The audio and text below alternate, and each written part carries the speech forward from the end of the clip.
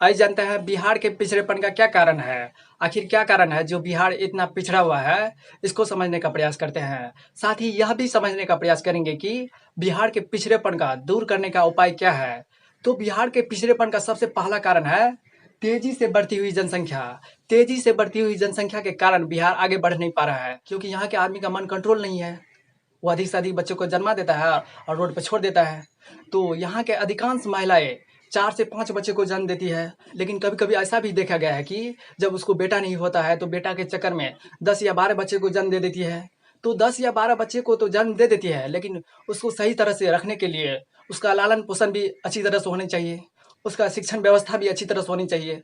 उसका खान पान की भी व्यवस्था अच्छी तरह से होना चाहिए। लेकिन ऐसा नहीं हो पाता है, क्योंकि ज़्यादा बच्चे होने के कारण से कितना को देखेगा।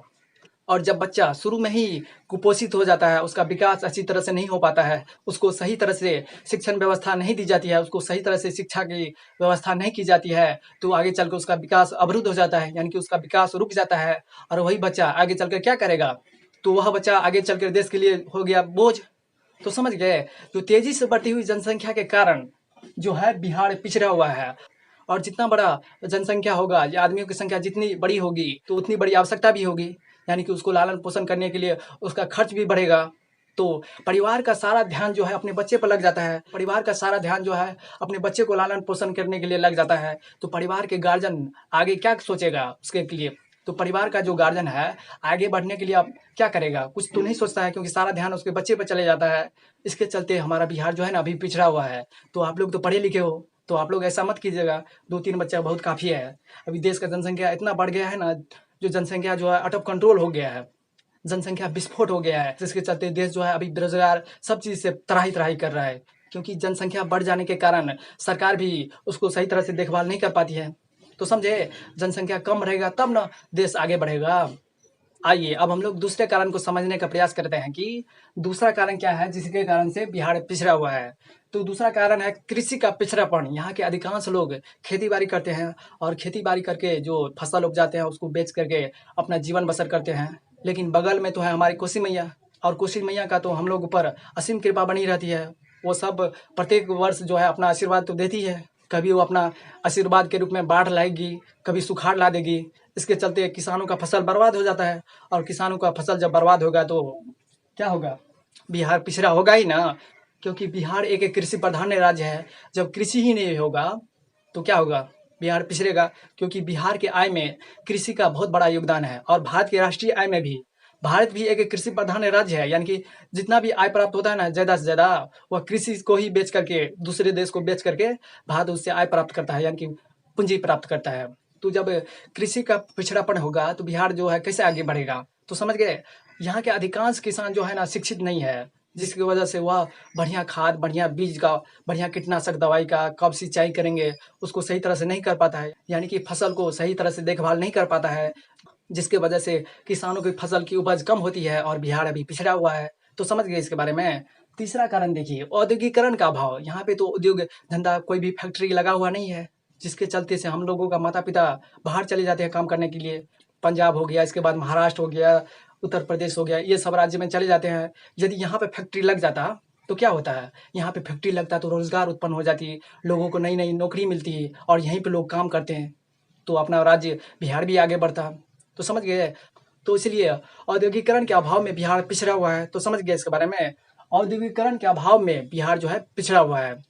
आइए अब हम लोग चौथे कारण को समझने का प्रयास करते हैं कि बिहार के पिछड़ेपन का चौथा कारण क्या है। तो देखिए, यहाँ पे कुशल प्रशासन व्यवस्था का अभाव। यहाँ पे जो है ना कोई भी प्रशासन व्यवस्था कुशल नहीं है, यानी कि उसको सही तरह से काम करने के लिए आता नहीं है। कोई भी काम करेगा तो उसमें घूस लेगा ही। चाहे आप बैंक में जाइए या नहीं तो आप पुलिस प्रशासन व्यवस्था के पास जाइए। कोई भी जगह जाइए ना, वहाँ पे आपको काम करवाने के लिए आपको घूस देना पड़ेगा। तो कुशल प्रशासन व्यवस्था के कारण जो है हमारा बिहार पिछड़ा हुआ है। तो समझ गए इसके बारे में। पांचवा कारण देखिए, जो बिहार पिछड़ा हुआ है, पांचवा कारण क्या है? तो देखिए, खराब विधि व्यवस्था। यहाँ का विधि व्यवस्था, यहाँ का नियम सब पूरा खराब है। क्यों? यहाँ के कोई भी जो है ठेकेदार हो गया, यानी तो वार्ड सदस्य हो गया, यानी तो जो है मुखिया हो गया, कोई भी सरकार देखिए ना, कोई भी जो विधायक हो गया, कोई भी काम करेगा तो सबसे पहले सोचेगा कि इस काम करने में हमको सबसे पहले फायदा क्या है। कोई भी काम करने के लिए जाएगा तो सबसे पहले सोचेगा कि इसमें हमको फायदा कितना मिलेगा। सबसे पहले वो अपने फायदे को ही सोचता है। तो क्या कीजिएगा? तो खराब विधि व्यवस्था के कारण जो है बिहार पिछड़ा हुआ है, तो उसको सोचना चाहिए। या तो कोई भी काम करने के लिए जाता है तो कोई भी पदाधिकारी हो या विधायक हो या वार्ड सदस्य हो या जो है मुखिया हो, उसको सोचना चाहिए कि एक बार हम अच्छे ढंग से काम कर देंगे तो वो जनता फिर हमको वोट देगी। लेकिन ऐसा वह सोचता नहीं है। तो समझे? इस कारण से जो है बिहार पिछड़ा हुआ है, कोई भी काम जो है सही तरह से होता नहीं है। तो समझ गए, खराब विधि व्यवस्था के कारण भी बिहार पिछड़ा हुआ है। आइए अब हम लोग छठे कारण को देखते हैं कि बिहार के पिछड़ेपन का छठा कारण क्या है। तो छठा कारण देखिए, शिक्षा का अभाव। शिक्षा के अभाव के कारण जो है बिहार जो है अभी बहुत पिछड़ा हो गया है। यहाँ का कोई भी सरकारी विद्यालय ले लीजिए, इसके बाद कॉलेज ले लीजिए, कोई भी चीज़ ले लीजिए सरकारी में जो होता है, वहाँ पे सही तरह से काम होता नहीं है। कोई भी सरकारी विद्यालय में सही समय से शिक्षक आते नहीं है और विद्यार्थी भी नहीं जाता है। कारण क्या है? तो शिक्षक पढ़ाएगा तब ना जाएगा विद्यार्थी पढ़ने के लिए, और विद्यार्थी जाता भी है पढ़ने के लिए तो जब विद्यार्थी प्रश्न करता है तो टीचर बोलता है, अरे तू हमसे प्रश्न करने के लिए आया है, हमको जाँचने के लिए आया है, हम कम पढ़े लिखे हैं, जो हम कम पढ़े लिखे हैं, हम तो एमटेक किए हुए हैं, हम तो फलाना डिग्री लेके आए हैं, तुम हमको जाँचता है। अरे भाई, जब विद्यार्थी आपको प्रश्न कर रहा है तो प्रश्न का सिर्फ जवाब दीजिए ना। आप कितना पढ़े लिखे हैं उससे मतलब नहीं ना है विद्यार्थी को। विद्यार्थी तो आपके पास पढ़ने के लिए आया है तो सिर्फ आप उसके प्रश्न का जवाब दीजिए ना। लेकिन ऐसा नहीं हो पाता है, जिसके कारण से विद्यार्थी और कमज़ोर होते चले गया है। यदि शिक्षा व्यवस्था की कमी को दूर नहीं किया जाएगा तो बिहार को आगे बढ़ने में काफ़ी समय लग जाएगा। तो समझ गए, शिक्षा के अभाव के कारण जो है बिहार अभी पिछड़ा हुआ है। और यहाँ के आदमी किसको कहता है जो शिक्षित है? जिसको साइन मोहर करने के लिए आ जाता है ना, सिर्फ साइन कर दीजिए ना तो बिहार में आपको शिक्षित का दर्जा दे देता है। लेकिन ये सब बात गलत है। कोई साइन कर देता है उसको शिक्षित का दर्जा दे देते हैं। इसी का परिणाम ना है जो सरकारी स्कूल में जितना भी टीचर है सब बकले ढाले सब है। उसको पढ़ाने के लिए आता नहीं है। क्लास 1 का तो आता नहीं है तो क्लास 10 का, क्लास 12 का क्या पढ़ाएगा? शिक्षा व्यवस्था पूरा गड़बड़ है, चौपट है।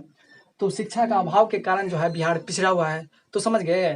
तो बिहार के पिछड़ेपन का दूर करने का उपाय क्या है? तो यदि हम जनसंख्या पर नियंत्रण कर लेंगे, जनसंख्या को बढ़ाएँगे नहीं, तो आप लोग पढ़े लिखे हो तो 2 या 3 बच्चे को जन्म दीजिएगा, जब आपको शादी होगा, नहीं तो आप भी दूसरे की तरह बन जाइएगा। तो तेज़ी से बढ़ती हुई जनसंख्या पर नियंत्रण करेंगे, यानी कि जनसंख्या को बढ़ने पर रोक लगाएँगे। और देखिए, कृषि के पिछड़ापन को दूर करेंगे, यानी कि कृषि का विकास करेंगे, कृषि के जो पिछड़ापन है उसको दूर करने का प्रयास करेंगे। इसके बाद औद्योगिकरण का अभाव को दूर करने का प्रयास करेंगे, यहाँ पे उद्योग धंधा लगेगा। इसके बाद जो है कुशल प्रशासन व्यवस्था का जो अभाव है उसको दूर करने का प्रयास करेंगे। इसके बाद देखिए, खराब विधि व्यवस्था है उसको दूर करने का प्रयास करेंगे, एक अच्छा विधि व्यवस्था लाएँगे। इसके बाद देखिए, शिक्षा के अभाव को दूर करेंगे। इन 6 बातों को दूर करेंगे, यानी कि ये सारे बातों को जब हम दूर कर देंगे तो हमारा बिहार एक आगे बढ़ जाएगा।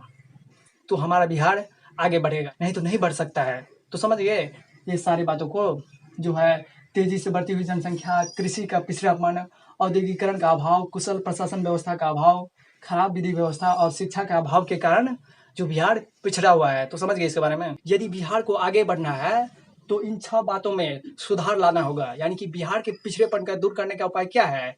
जब जब हम तेज़ी से बढ़ती हुई जनसंख्या पर नियंत्रण कर लेंगे, इसके बाद है कृषि के पिछड़ापन को दूर कर लेंगे, यानी कि कृषि में सुधार लाएँगे। इसके बाद तीसरा देखिए, औद्योगिकरण का जो अभाव है उसको दूर करेंगे, यहाँ पे उद्योग, फैक्ट्री, धंधा लगाएँगे।